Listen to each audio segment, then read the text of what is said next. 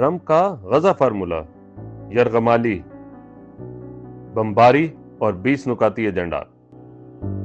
آپ دیکھ رہے ہیں گلوبل افیئرز ٹونائٹ اردو اور میں ہوں مسٹر براوو۔ اکتوبر 2025 مشرق وسطی جیسے رک سا گیا ہو۔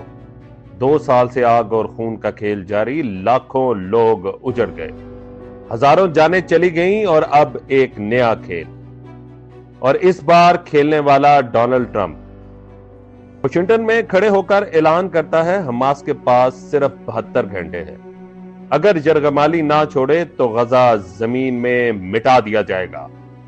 یہ اعلان کسی کے لیے ہیرو بننے کی ادا اور کسی کے لیے قیامت کا پیغام۔ Well, we're going to do about 3 or 4 days. We'll see how it is. All of the Arab countries are signed up. The Muslim countries all signed up. Israel's all signed up. We're just waiting for Hamas. And Hamas is either going to be doing it or not. And if it's not, it's going to be a very sad end. With Hamas, we want very simple. We want the hostages back immediately. And we want some good behavior. And, it's pretty simple. You don't get similar. Think of it. We've signed every country in the Middle East. This was like an impossible thing. It's never been done before. This is more than Gaza. Gaza was fixed up. But Gaza is a piece of it. اب سوال یہ ہے کہ کیا یہ جنگ ختم ہوگی یا آگ مزید بھڑکے گی؟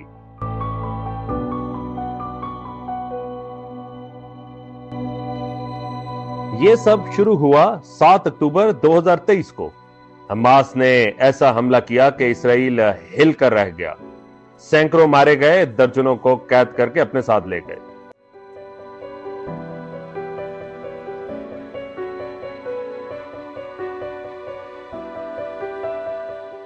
اسرائیل نے بدلے میں زمین آسمان ایک کر دیا۔ بمباری اتنی شدید کہ بستیاں کی بستیاں صفحہ ہستی سے مٹ گئیں، بچے، عورتیں، بزرگ سب ملبے کے ڈھیر میں دفن۔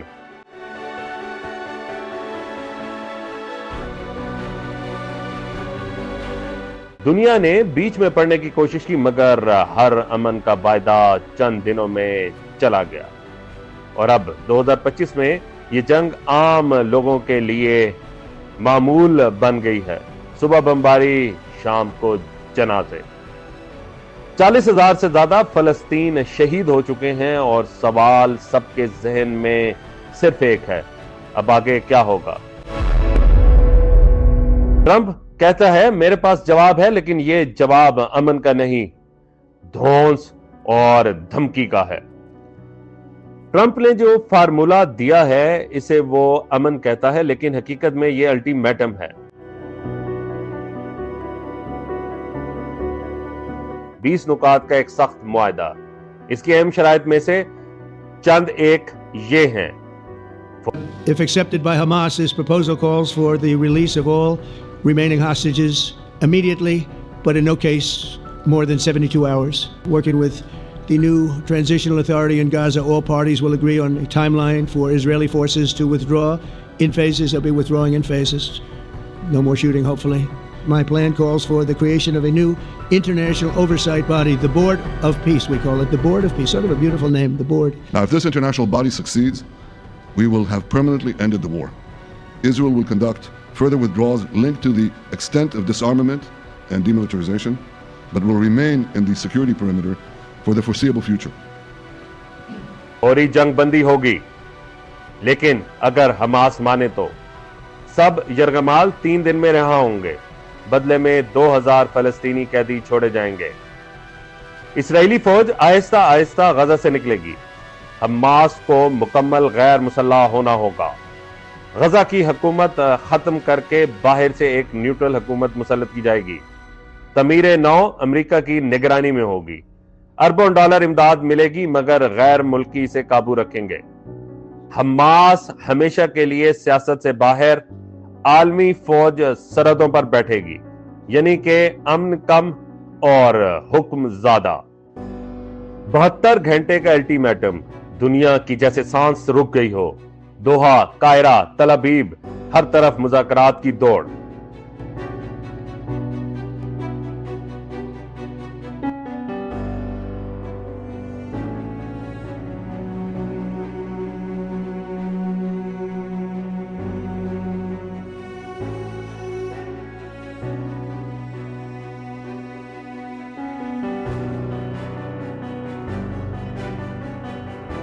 پھر ٹرمپ نے گھڑی کو آگے بڑھایا اور 72 گھنٹے کا مزید وقت دیا، یعنی اتوار شام 6 بجے تک، اور کہا اگر حماس نہ مانا تو زمین ہل جائے گی، آسمان گر جائے گا۔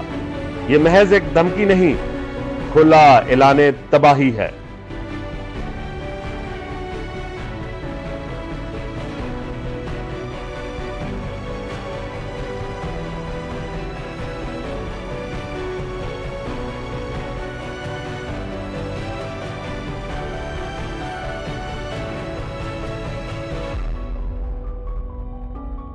حماس نے سیدھا انکار نہیں کیا، بلکہ کہا ہاں یرغمال چھوڑنے کو تیار ہوں، ہاں۔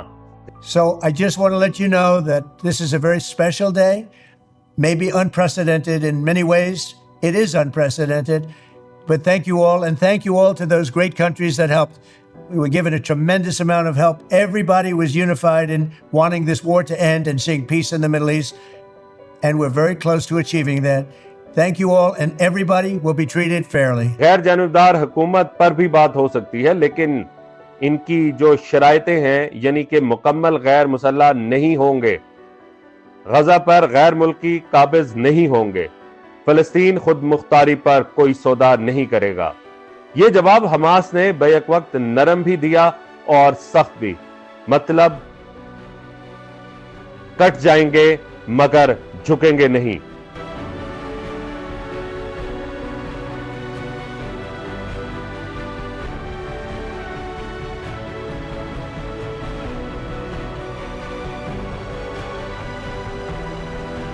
اسرائیل کے لیے یہ موقع بھی ہے اور خطرہ بھی۔ نتن یاہو نے کہا یہ امن کا فریم ورک ہے۔ We're taking a critical step towards both ending the war in Gaza and setting the stage for dramatically advancing peace in the Middle East. And I think beyond the Middle East, in very important Muslim countries. I support your plan to end the war in Gaza, which achieves our war aims. It will bring back to Israel all our hostages, dismantle Hamas's military capabilities, end its political rule, and ensure that Gaza never again poses a threat to Israel.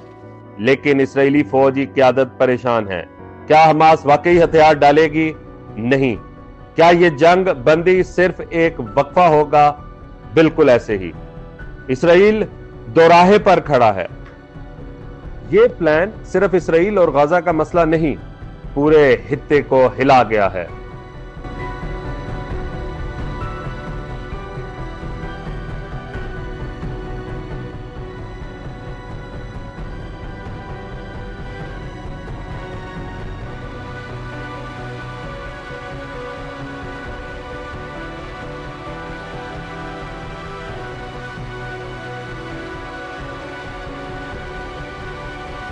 قطر اور مصر نے کہا Hamas مان جائے۔ پاکستان نے کہا یہ باہر سے مسلط شدہ فارمولہ ہے۔ ایران اور حزب اللہ نے خبردار کیا کہ یہ قبضہ ہے، جنگ بڑھے گی۔ عرب عوام سڑکوں پر نکل آئے، لیکن ٹرمپ امریکہ میں جلسے کر کے خوش تھا، نعرے لگا رہا تھا، U S A U S A. اگر حماس نہ مانی تو کیا اسرائیل آخری حملہ کرے گا؟ اگر جزوی مانے یا ٹرمپ پیچھے ہٹے گا یا مزید بمباری ہوگی؟ غیر ملکی فوج غزہ میں شہریوں کو بچا پائے گی یا خود نشانہ بنے گی؟ یہ سب سوالات ہیں اور ان کے جوابات صرف موت اور زندگی سے ملیں گے۔ کیا ٹرمپ حماس کو واقعی غیر مسلح کروا سکتا ہے؟ کبھی نہیں۔ جزوی ہو سکتا ہے، مکمل کبھی نہیں۔ تو کیا یہ دھمکی بس ڈرامہ ہے؟ اگر حماس نہ مانی تو ٹرمپ کی عزت خاک میں مل جائے گی، اور اگر بمباری کرے گا تو ہزاروں لاشیں گریں گی۔ ہر حال میں نقصان غزہ کا ہی ہوگا۔ دیکھتے رہیے، جاگتے رہیے اور ہوشیار رہیے۔